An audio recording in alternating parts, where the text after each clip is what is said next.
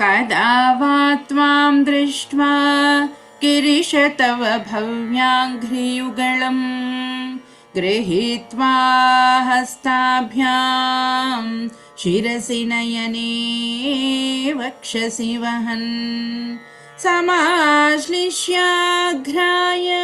स्फुटजलजगन्धान् परिमलान् अलभ्यां ब्रह्माद्यैर्मुदम् అనుభవిష్యామి హృదయే.